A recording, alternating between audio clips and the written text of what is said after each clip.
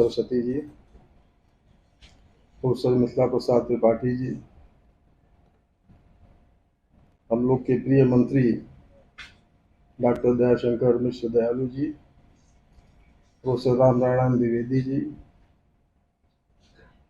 Professor Sadashiv जी, doctor Vishwanath Dubey ji और सभा में उपस्थित सज्जनों, देवियों और सज्जनों,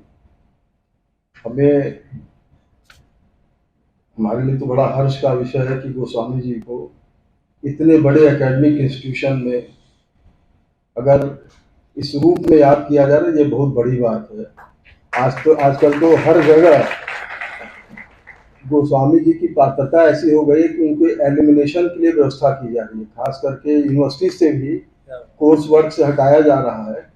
तो गोस्वामी जी तो जंजल में बसे हैं, आप हटा नहीं पाइएगा उनको। और हम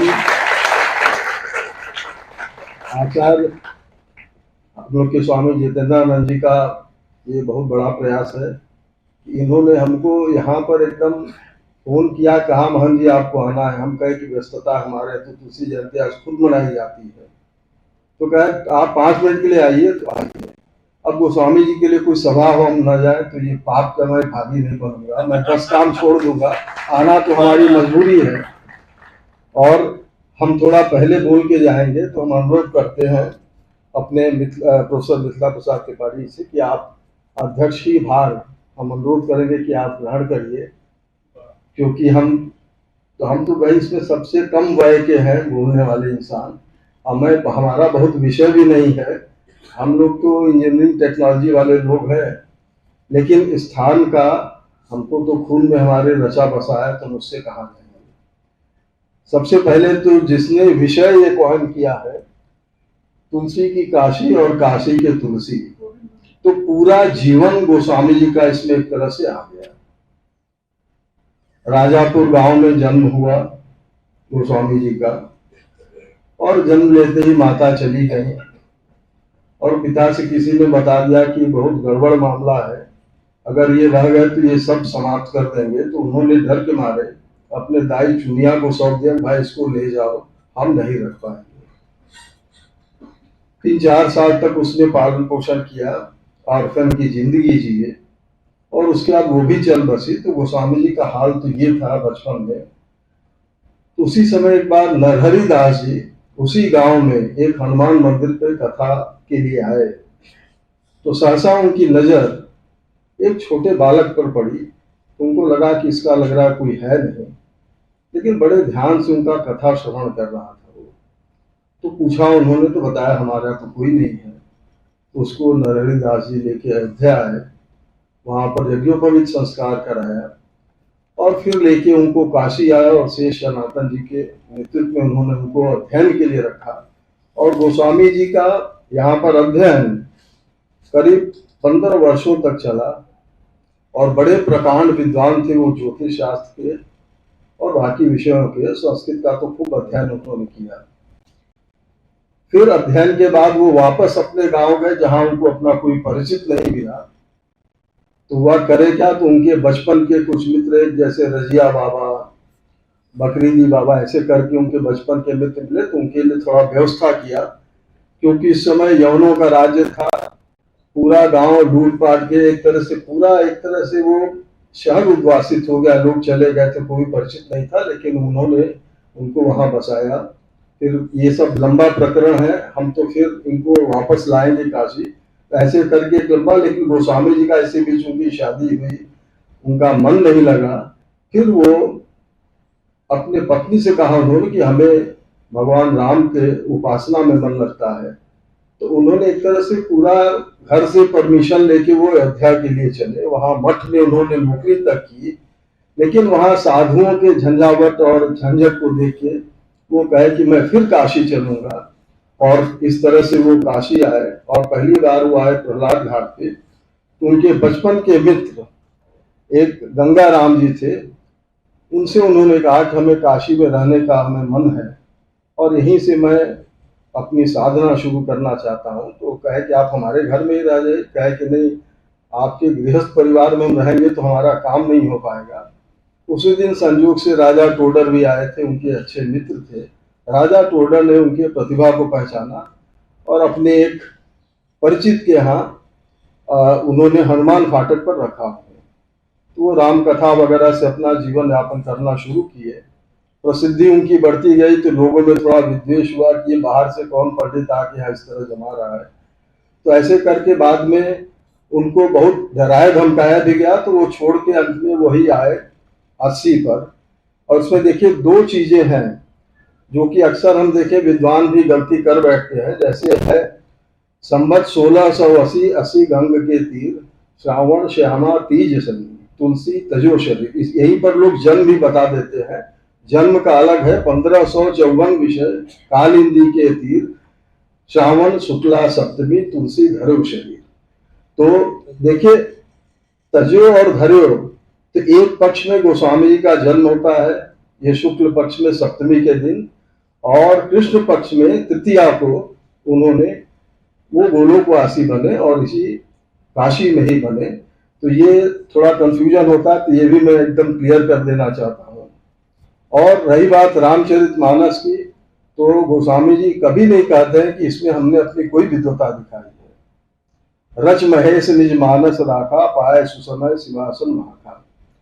तो अब बताइए, जो शिव जी के मानस में राम कथा है उसको उन्होंने केवल स्क्रिप्टिंग किया, यही कहते हैं गोस्वामी जी।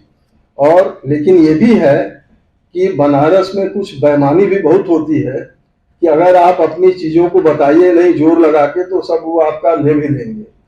तो उन्होंने रामचरितमानस में फिर मेंशन किया एक जगह कि शंभु प्रसाद सुमति यह उनसी, रामचरितमानस कवि तुलसी। तो कवि तो मैं ही रहूंगा, स्क्रिप्टिंग क्योंकि मैंने किया तो थोड़ी क्रेडिट हमारी भी रहेगी, क्योंकि ये शहर जो है बड़ा विचित्र है।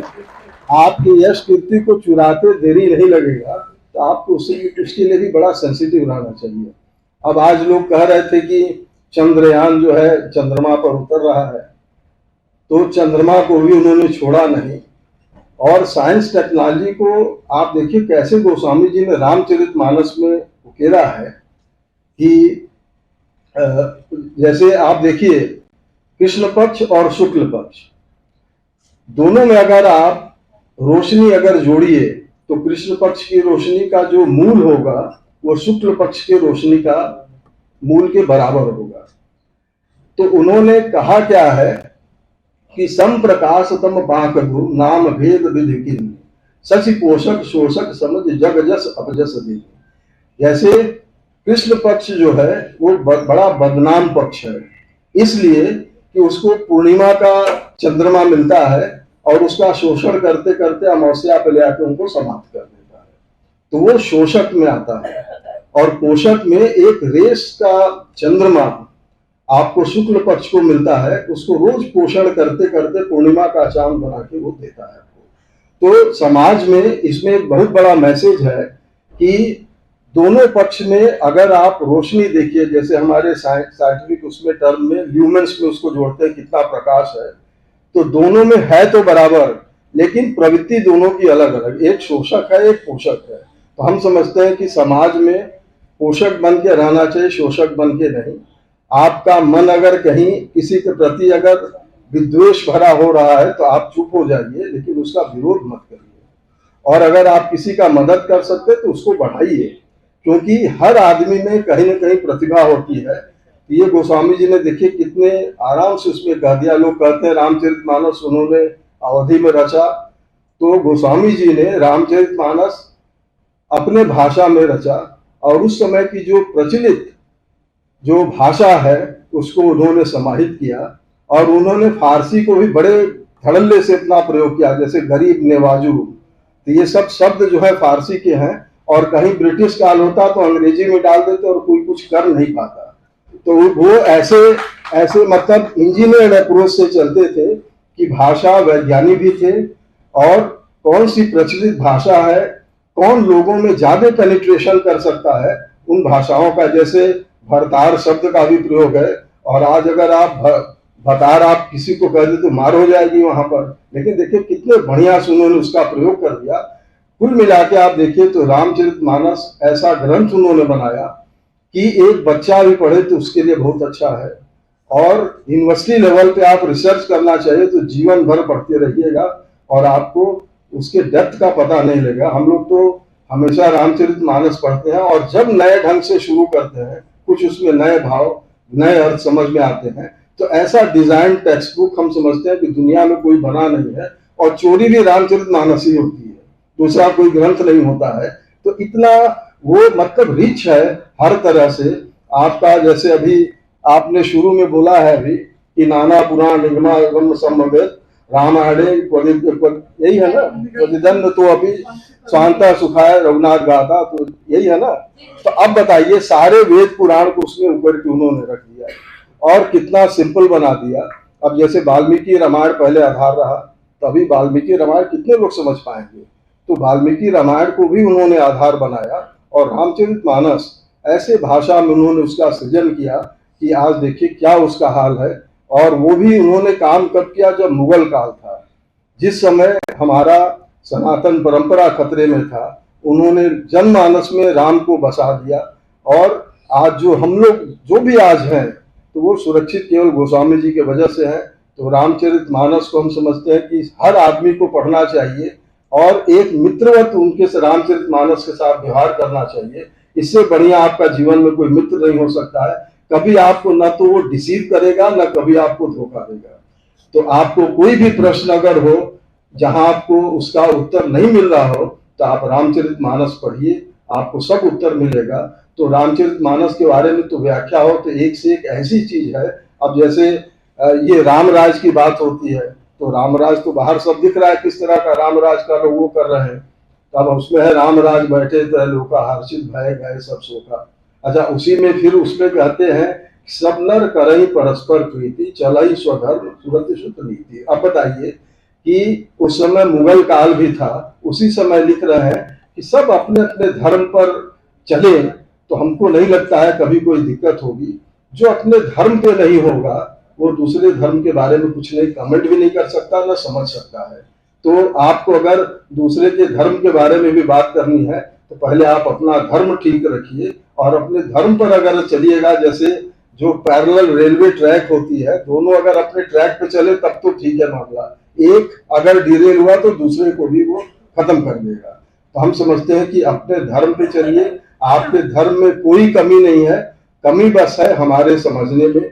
और अगर वो रखिएगा तो मानव मात्र का कल्याण होगा और वसुधैव कुटुंबकम की जो भावना है वो साकार कर सकते हैं। ये केवल भाषण देने के लिए सब पूरा जैसे कहते हैं पूरा लोग जो है फैमिली है।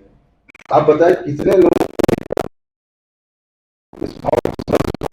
अगर ये सबके मन में हो और इस प्रिंसिपल का अगर प्रतिपादन हो, हम नहीं समझते हैं कभी आपसी विद्वेष होगा। सब एक दूसरे से प्रेम करेंगे, सब एक दूसरे को बढ़ाना चाहेंगे, और यही दुनिया है और यही होना चाहिए। हम समझते हैं कि जो काशी के तुलसी है, तो काशी के तुलसी इसलिए हुए क्योंकि काशी के मर्यादाओं को, काशी के परंपराओं को गोस्वामी जी जिए हैं। और एक जो देखिए, मुक्त जन्म मही जान ज्ञान खान अघान कर, जहां पर शंभु भगवान सो काशी से ही कसर। ये स्पेस जो है आप देखिए कितना इंपॉर्टेंट है। यहाँ तीन बड़े इंपॉर्टेंट कंपोनेंट है। एक तो बाबा विश्वनाथ की ये नगरी है, उनका ये ड्वेलिंग स्पेस माना गया है। दूसरी ये स्पेस जिससे आकृष्ट होकर बाबा शिव आके यहाँ व्यवस्थित हुए अपने पारिवारिक जनों के साथ, और गंगा जी का एसोसिएशन। ये तीनों कंपोनेंट ऐसे हैं जो कि आपको मुक्ति देंगे। तो गोस्वामी जी कहे भाई जब इतना बड़ा ये स्पेस है तो काशी छोड़ के मैं जाऊंगा कहाँ। जहां से उनका एकेडमिक डायमेंशन तय हुआ, वहीं आके वो व्यवस्थित फिर अपना काम शुरू किए। सारी प्रसिद्धि, हनुमान जी से साक्षात्कार, सब इस शहर ने उनको लिए किया। और गोस्वामी जी अपने जीवन का अंतिम काल भी काशी में ही जिए। और एक जो अखाड़ों का जो उल्लेख आता है, जैसे हम लोग के इंस्टीट्यूशन का नाम है अखाड़ा गोस्वामी तुलसीदास, तो अखाड़ा लोग कहते हैं गोस्वामी जी का अखाड़ा से क्या मतलब है। तो गोस्वामी जी का मानना था कि अगर आदमी स्वस्थ नहीं रहेगा तो न तो वो ठीक सोच सकता है, न किसी की मदद कर पाएगा। अब जैसे राम जी के बारे में कहा गया है कि सहज सबल साहिब रघुराजू, कि राम जी तो परब्रह्म परमेश्वर है, लेकिन वो सहज इतने हैं, डाउन टू अर्थ, सबसे मिलते हैं, सबसे बात करते, सबके बारे में सोचते हैं। अच्छा, ये ऐसा नहीं है कि उनके पास बल नहीं है, उनके पास तो सारे ब्रह्मांड की शक्ति है, लेकिन इतना सिंप्लिसिटी, तो उन्होंने भगवान राम की जीवन भर उपासना की, लेकिन भगवान राम तक पहुंचने के लिए उन्होंने जो चाबी खोजा, वो कहे बिना हनुमान जी की कृपा के लिए होगा नहीं ये। तो उसमें आप हनुमान चालीसा में देखिए, कृपा करो गुरुदेव की नाई, वो उन्होंने हनुमान जी को ही पकड़ा और हनुमान जी ने ही उनका भगवान राम का दर्शन कराया। हम समझते कि विस्तार ये बहुत ज्यादा होते जा रहा है, फिर कभी मिलेंगे आपसे, गोस्वामी जी पर चर्चा होगी। और आचार्य जी से हम कहेंगे कि विश्वविद्यालय में तुलसी जयंती पर तो ठीक है, बहुत अच्छी बात है, लेकिन बीच बीच में भी रामचरितमानस पर चर्चा होनी चाहिए और लोगों को भी बुलाना चाहिए, और बाहर से भी लोग आए इस पर बोले। हम समझते हैं ये आज के जनमानस को इसकी जरूरत है। रामचरितमानस के बारे में जैसे दुनिया भर का उटपटांग बयान आ रहा है, हमको तो खुशी होती है कि कम से कम रामचरितमानस से सब कंसर्न है, सब पढ़ते हैं, तभी तो लोग विरोध के या जो भी बात करते हैं। तो इसको आप कभी आप इसको नेगेटिव नहीं मानिएगा, वो पढ़ते हैं तब आपसे लड़ रहे हैं, तो आपकी ये कमी है कि आप उसको उनको कन्विंस नहीं कर पा रहे हैं। तो रामचरितमानस समझना बहुत बड़ी बात है। तो ये एक अच्छा लक्षण है कि समाज अभी भी रामचरितमानस के आधार पर ही चल रहा है। धन्यवाद।